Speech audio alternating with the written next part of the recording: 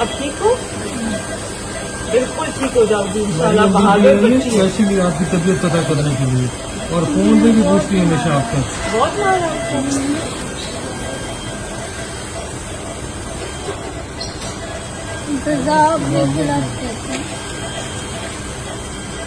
तो आपने कभी किसी को बताया नहीं?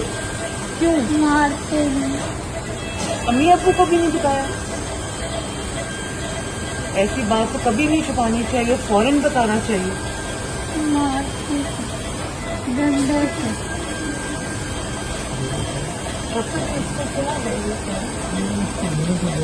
नहीं, ये जो आइस पे और ये जो बर्न है सारा ये क्या है? इंतजार कर रहे हैं।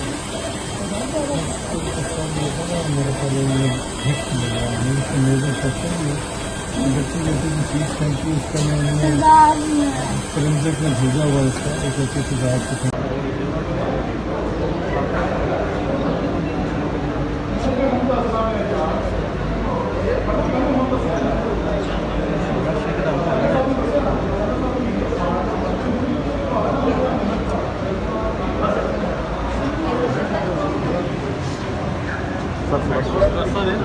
बेटा आगे है सारे इधर रास्ता दे दें थोड़ा। मैडम साहब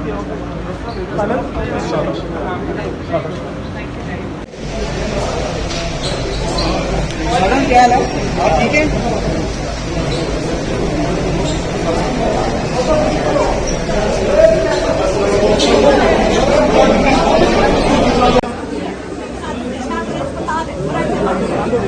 मैडम साहब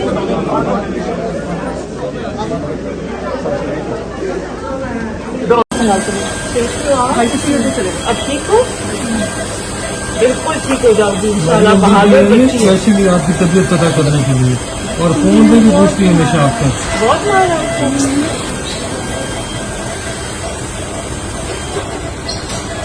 इंतजार में रखते थे। तो आपने कभी किसी को बताया नहीं? क्यों? मारते हैं। अम्मी अब्बू को भी नहीं बताया? ऐसी बात तो कभी नहीं छुपानी चाहिए, फौरन बताना चाहिए। मारते डंडे से।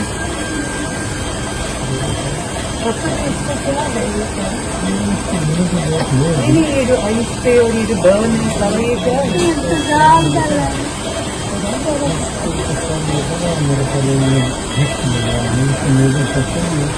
इंतजार में है। फोरेंसिक में भेजा हुआ इसका एक अच्छे से जांच के मैडम ये बड़ा अफसोसनाक वाक़या था इस्लामाबाद में हुआ है और एक बच्ची जो है उसको शदीद तशद्दुद का निशाना बनाया गया कि वो बच्ची अब मौतो हयात की कश्मकश में है। तो क्या जज्बात हैं आपके उस बच्ची को देखकर?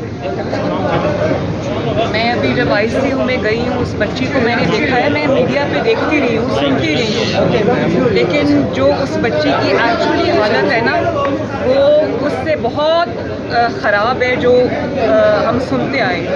उसकी स्किन इतनी बुरी तरह तेज़ाब से जलाई हुई है कि उसके स्किन के अंदर इतने बड़े बड़े वो हैं ज़ख़म हुए हैं, इतने डीप ज़ख़म हैं और डंडों के साथ मार मार के उसकी हड्डियां तोड़ी हुई हैं, फ्रैक्चर्स हैं उसके बाजू में। तो उसके टांगें जो थी वो मुझे कहती आप मेरी टांगों पे भी देखें, उस पर भी डंडे मारे हुए हैं और दांत उसके टूटे हुए हैं। कहती मेरी दांत टूटे। मैंने कहा कैसे? कहने लगी कि वो उसके ऊपर डंडों से मुझे मारते थे, दीवार के साथ सर मारते थे तो वो सर पे चोटें आई हुई हैं, पूरा सर बैंडेज था।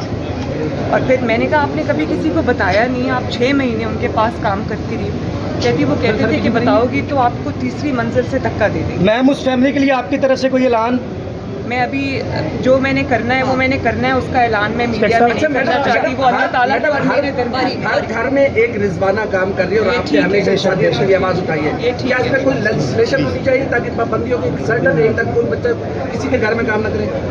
देखिए, मैं पाकिस्तान में लेजिस्लेशंस की कमी नहीं है, पाकिस्तान में कवानीन की कमी नहीं है।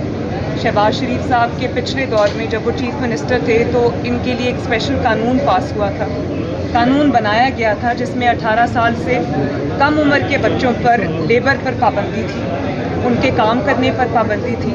लेकिन उस कानून की इम्प्लीमेंटेशन अगर होती तो आज हमें ये केस देखने को ना मिलता। मैडम और मैं ये समझती हूँ कि पाकिस्तान के अंदर अब FIR भी दर्ज हो गई, उनको बेल भी मिल गई।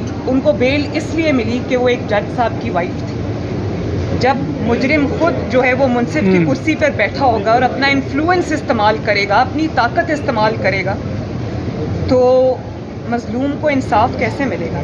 और जिस मुल्क में, जिस मुआशरे में, जिन अदालतों में जो ताकतवर और कमज़ोर में तफरीक की जाती है, अमीर और गरीब में तफरीक की जाती है, बड़े और छोटे में एक के मयार बनाए हुए हैं, वो मुआशरे को 10 दफ़ा सोचना चाहिए कि ये मुल्क कहाँ जाएगा। मैडम ये बताएं, ये जो बच्चे हैं ये हमारी फ्यूचर जनरेशन है, हमारी अगली नस्ल है। इनकी हिफाजत, इनकी तालीम और तरबियत, इनकी सेफ्टी, इनकी सिक्योरिटी जो है वो रियासत की जिम्मेदारी है, बेशक। वो हम सब की जिम्मेदारी है, हम सब का फ़र्ज़ है। और अगर रिजवाना जैसा, और मुझे ये बात तकलीफ़ दे इसलिए कि रिजवाना का एक केस कौम के सामने आया है, मीडिया के सामने आया है, लाइमलाइट में आया है, पब्लिक आए में आया है, पता नहीं कितने इस तरह के केस जो हैं वो खौफ में, डर में, ताकत के इस्तेमाल से छुपा दिए जाते हैं।